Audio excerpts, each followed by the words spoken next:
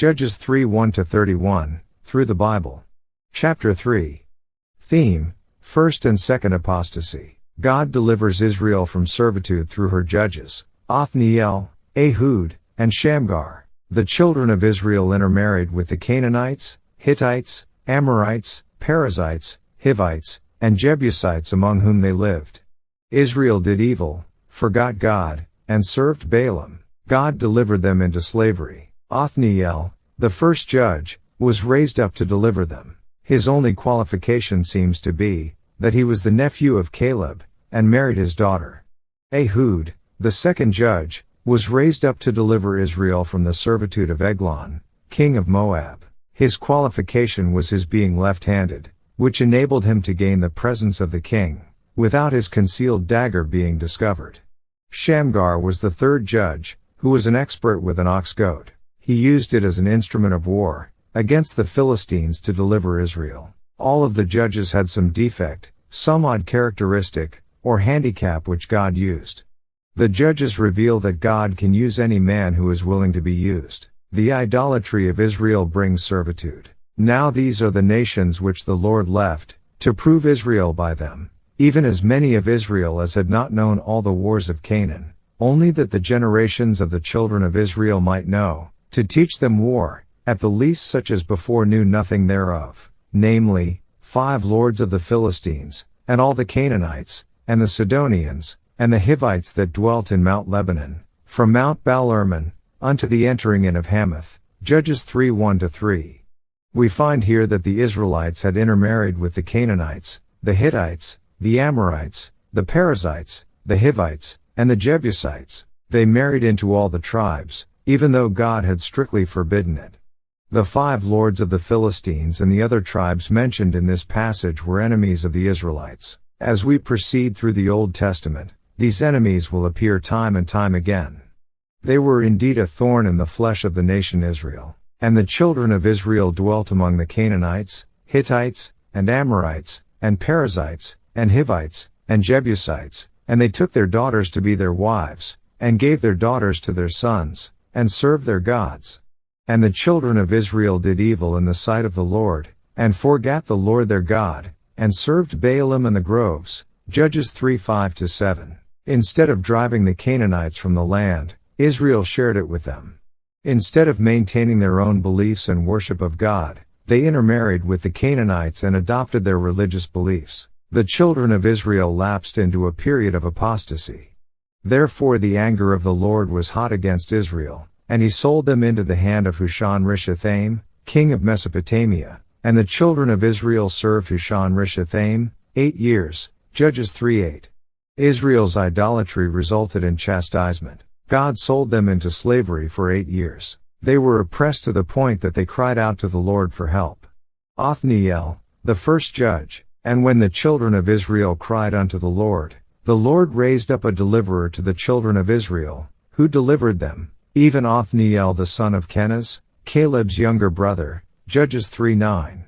How gracious and compassionate the Lord is. When the children of Israel cried unto him for deliverance, he raised up Othniel to be the first judge, and the Spirit of the Lord came upon him, and he judged Israel, and went out to war, and the Lord delivered Hushan-Rishathaim, king of Mesopotamia, into his hand, and his hand prevailed against Hushan-Rishathaim.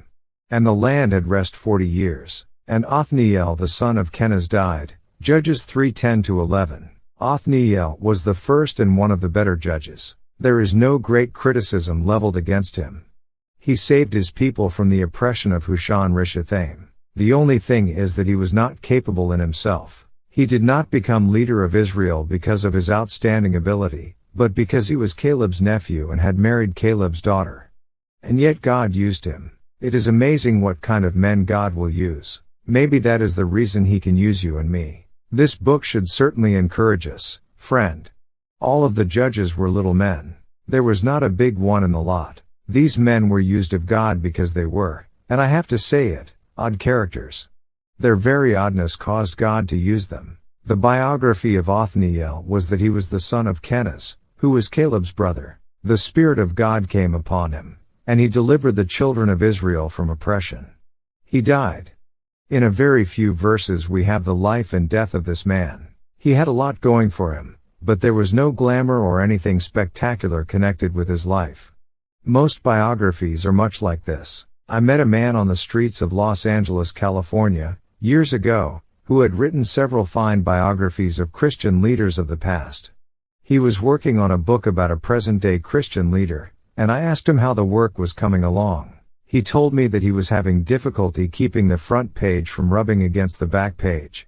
Apart from the birth and death of the man, there was little to say about him. Engraved on the tombstone of a dentist were the words, Dr. John Smith filling his last cavity. That not only applies to dentists, but to the rest of us as well. Othniel was an ordinary man, but God came upon his simple life and made it something worthwhile. God can also touch our ordinary lives and make them worthwhile. Ehud, the second judge, and the children of Israel did evil again in the sight of the Lord, and the Lord strengthened Eglon the king of Moab against Israel, because they had done evil in the sight of the Lord. Judges 3:12. Here goes the hoop rolling down through history again. The Israelites were serving God for a while, then they turned their backs on him and did evil in his sight. Ehud was one of the judges God raised up to deliver Israel. He had very little ability. I cannot find that he did anything other than kill Eglon. He just happened to be left-handed, which gave him a marvelous opportunity to get rid of a man who was bringing all kinds of tragedy into the lives of the Israelites. Ehud was the instrument God used. His act of killing Eglon accomplished the purpose. God many times uses this method to cut out a cancer of sin in order to save the body of the people. Thousands of lives were saved because of what Ehud did. Many people will say, well, our civilization would not permit something like this. No one can say this honestly, however, because we dropped an atomic bomb which killed men, women, and children. War is a terrible thing. The remarkable fact is that the only advantage Ehud had was that he was left-handed. Friend, we don't have to have unusual ability to be used of God. Do you remember William Carey? He was a humble cobbler. Dwight L. Moody had little formal education.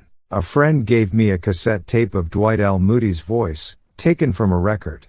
I had never realized what a wonderful voice he had. I would not have associated such a voice with the pictures I have seen of him. Although he did not have much of an education, he certainly sounded as though he did. Also, I am reminded of G. Campbell Morgan. When he preached his first sermon in a particular church, he was turned down by the pulpit committee. They told him they did not think he could ever become a preacher. I certainly would have hated to have been responsible for that judgment, because Dr. Morgan became one of the truly great Bible expositors of his time. All three of these men, Carey, Moody, Morgan, unpromising though they seemed, were mightily used by God. Also there have been many men, humble men, who have been used by God in other capacities. J.C. Penney was the son of a preacher. When his father died, his mother was left without support because the church in that day did not provide a pension for a pastor's widow. He and his mother had to take in washing to exist. He resolved that someday he would make money to take care of his mother, and also take care of poor preachers and their widows. Well, there is a place down in Florida named for Penney at which only retired preachers and their widows can live. God has used him in that way. There is another man, a rancher, with whom I used to hunt down on the Brazos River. He told me that as a young fellow he had staked a claim way out in West Texas, on land that was so bad nobody wanted it. The weather was so rough he had to move his family into town, and he would sleep at night on his saddle blanket, with a slicker over him, and a trench around him to let the water drain off. He said, "People think I was lucky to hit oil on that land, but I prayed that if God would enable me to keep it and make money, I'd use it for him." He did just that. He established a fund that has supported many a missionary in South America, and he gathered unto him the children of Ammon and Amalek, and went and smote Israel, and possessed the city of palm trees. Judges 3:13. When the Israelites went against God's will, he delivered them into servitude. Then what happened? So the children of Israel served Eglon the king of Moab 18 years. But when the children of Israel cried unto the Lord raised them up a deliverer, Ehud the son of Jerah, a Benjamite, a man left-handed, and by him the children of Israel sent a present unto Eglon the king of Moab. Judges 3:14-15. Here we go again. The hoop is rolling. Israel cried unto the Lord, and he raised up a deliverer. Who was he? He was Ehud, the son of Jerah, a Benjamite, a left-handed man. This is a good one for you, friends. The only thing that this man had going for him was that he was left-handed, a southpaw. But Ehud made him a dagger which had 2 edges, of a cubit length, and he did gird it under his raiment upon his right thigh. And he brought the present unto Eglon king of Moab, and Eglon was a very fat man. And when he had made an end to offer the present, he sent away the people that bare the present.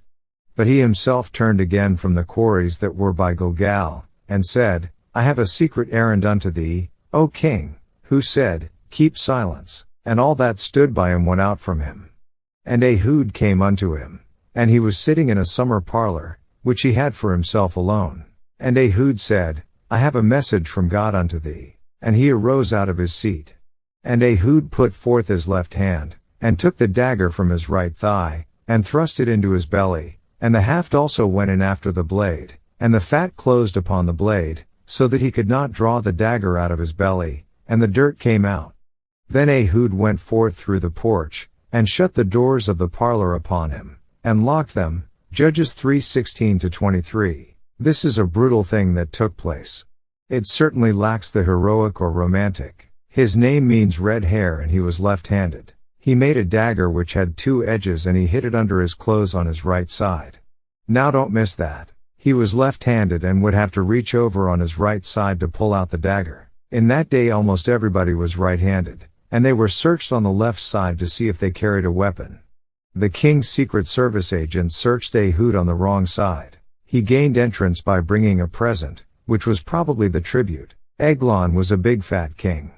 After Ehud had given him the present, he pretended he had a secret to tell him. The king sent everyone else out of the room, thinking he was going to hear a very secret message. Instead, a bloody thing was about to happen. At a convenient moment, Ehud took out the dagger and plunged it into the king. He stuck him like you would a pig. The dagger was covered by the king's fat. Then Ehud locked the doors and left. Ehud's act was not a cowardly one. It took courage to do what he did. When he was gone out, his servants came, and when they saw that, behold, the doors of the parlor were locked, they said, Surely he covereth his feet in his summer chamber. And they tarried till they were ashamed, and, behold, he opened not the doors of the parlor. Therefore they took a key, and opened them. And, behold, their lord was fallen down dead on the earth. Judges 3:24-25. The servants of Eglon, king of Moab, waited around outside of the king's door. They saw that the parlor doors were locked and thought the king was asleep. They did not wish to disturb him. They kept thinking he would wake up. They waited so long they were very embarrassed. What happened? They finally opened the doors with a key and found Eglon dead. And Ehud escaped while they tarried, and passed beyond the quarries, and escaped unto Sereth. Judges 3:26. All of the time the servants were waiting for their king to awaken, Ehud had an opportunity to escape. He left the land of Moab and went to another place, Sereth by name, where they could not find him. And it came to pass, when he was come, that he blew a trumpet in the mountain of Ephraim, and the children of Israel went down with him from the mount, and he before them. And he said unto them, Follow after me, for the Lord hath delivered your enemies the Moabites into your hand. And they went down after him, and took the fords of Jordan toward Moab, and suffered not a man to pass over. And they slew of Moab at that time about 10,000 men, all lusty, and all men of valor, and there escaped not a man. So Moab was subdued that day under the hand of Israel. And the land had rest 80 years. Judges 3:27-30. Shamgar, the third judge. As in the days of the judges, God still uses ordinary men who want to be used to accomplish his great purposes. God can use you too, if you want to be used, friends. Now here is the third judge, Shamgar. And after him was Shamgar the son of Anath, which slew of the Philistines 600 men with an ox goad, and he also delivered Israel. Judges 3:31. In this case, it is not the man, it is the method that is remarkable. He used an ox goad, which is a very crude instrument. The Israelites just didn't have iron weapons, so he used that which he had. I hear people say today, oh, we must have the best and the latest methods. It is fine to have good methods, but what about the message? It is wonderful to have airplanes that transport missionaries, but when the missionary gets to his field, is he giving out the Word of God? That's what I want to know. Television is great, but notice how it is prostituted today. The important thing is not the method, but the message. An ox goad can be dedicated to God if it is in the right hands. Remember that God used the rod of Moses. He used a stone from the slingshot of David. And all Dorcas had was a needle and thread. Also there was a boy who had only 5 loaves and a few fishes. All of these things were given to God. Whatever you have, friend, if you will put it in His hand, He will use it. Think of these 3 judges who are mentioned in this chapter. They are 3 little men, plus God.